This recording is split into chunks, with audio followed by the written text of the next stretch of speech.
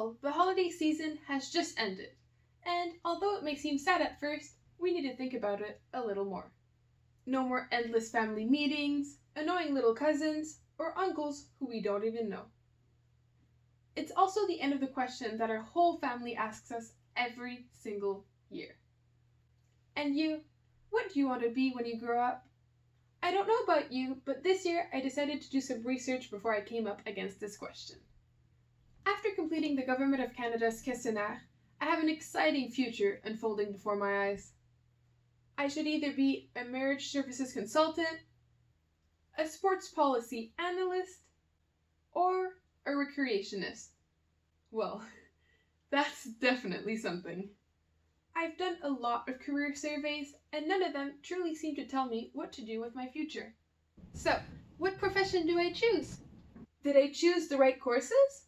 And will I like the profession of my future? Knowing that 55% of students nowadays don't feel confident in their choice of career or education, would it not be time to put back in question the way in which we approach the vision of our future for the young people of our generation? This is the question asked by GP, a specialist in career exploration. The approach he set in place is called the challenge mindset. The grade 11 class of Madame Mercier had the chance to use the challenge mindset to see if they could plan for a future that genuinely interested them. So, follow me throughout this video in which I will try to find a career for my future. Wish me luck!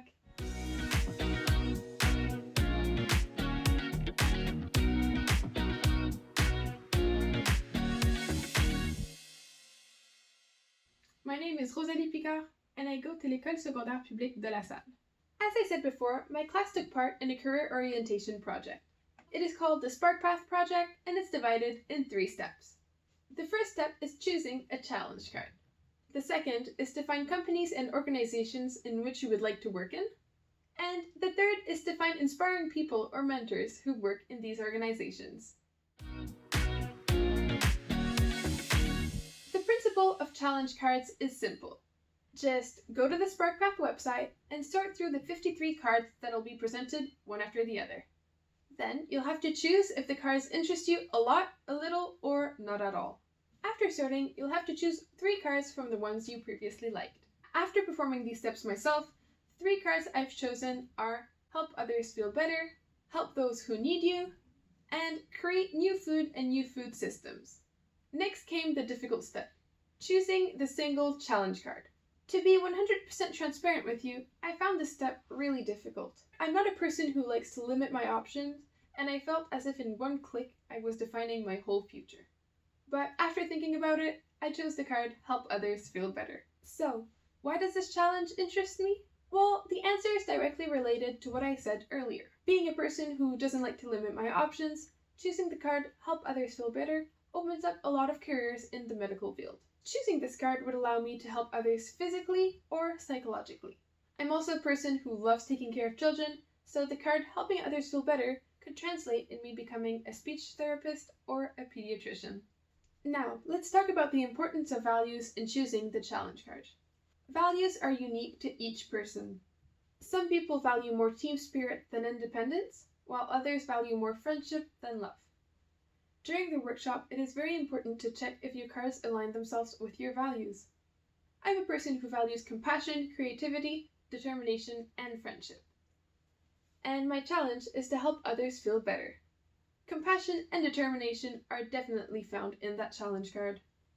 As for friendship, it's possible to forge links with colleagues regardless of the field you work in. Finally, creativity is not really found in this challenge card, so I'll have to find myself creative hobbies to compensate. And are life goals in all this? Life goals, like values, are unique to each individual. Some have life goals of working little or making a lot of money. Others have more dreamy goals, like me. The only real expectation I have in my job and my future is to be happy. Being a person who loves taking care of others, I'm sure working on a challenge in the medical field will be able to make me happy with my career. Now, the first step is over. I found my top challenge card and established my values and life goals. Let's jump into the second step. Now it's time for the second stage, the search of companies and organizations. But how do you search for companies? And where do you start researching? Not knowing where to start, I did some researches on LinkedIn and Indeed. I even tried Google searches, but nothing seemed to work. JP explained to us that we had to ask ourselves the right questions before starting the research. Since I'm moving towards a medical career, I should ask myself, do I want a high level of stress or a low level of stress? Do I want to have an immediate or long-term impact on somebody's health? I had to listen to my real ambitions. Research methods changed depending on the field one was considering. For a medical field, Google searches were much easier than going on think tanks, for example. Now having the right methods, I started to do my research. Although it now seemed more or less simple, as soon as I started my research, I felt overwhelmed. Should I work in a private or a public clinic? In an adult hospital or a children's hospital? In emergency care or general care? What seemed very strange to me is that a few minutes later, I felt the exact opposite. I felt as if I was limiting my options once again. I read about jobs in my field, but none of them really seemed to suit me.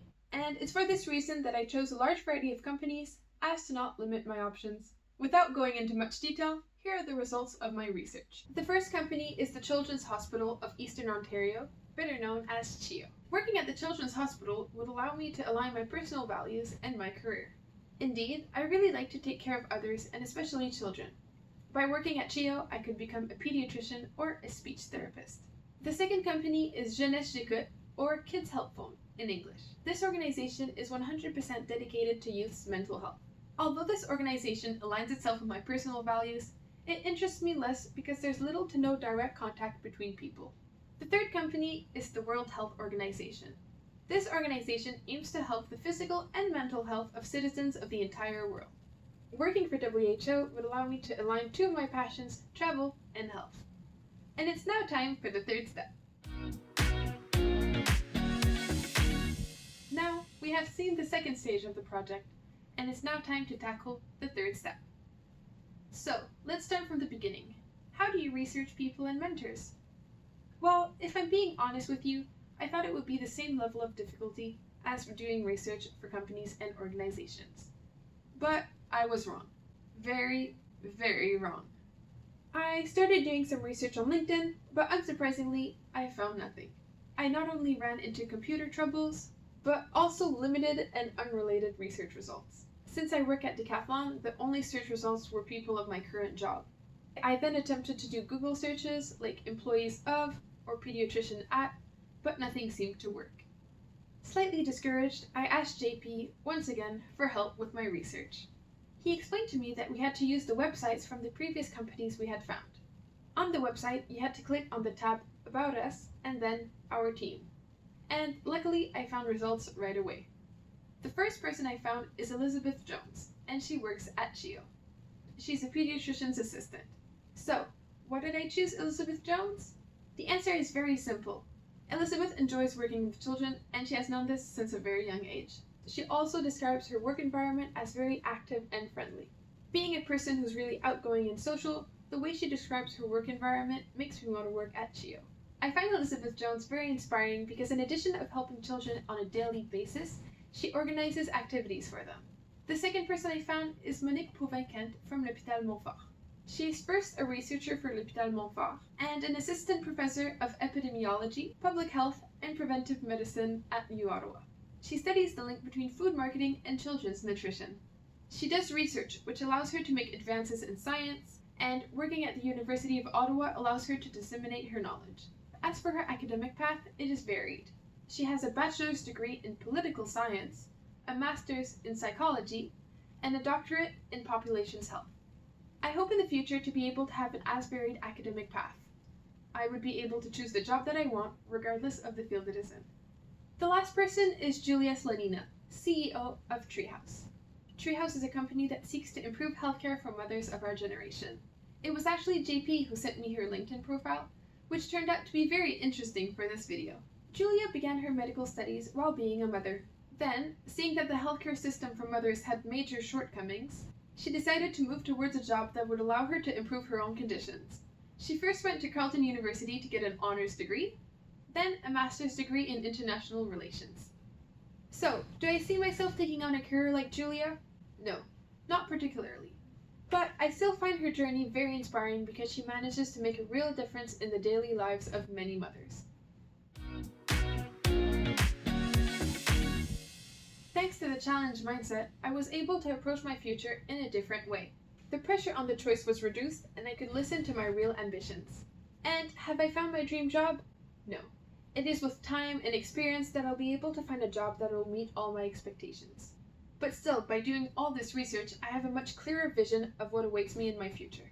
And that concludes this video. I hope you enjoyed it and that it has shown you the challenges that young people nowadays have to face on a daily basis. See you next time!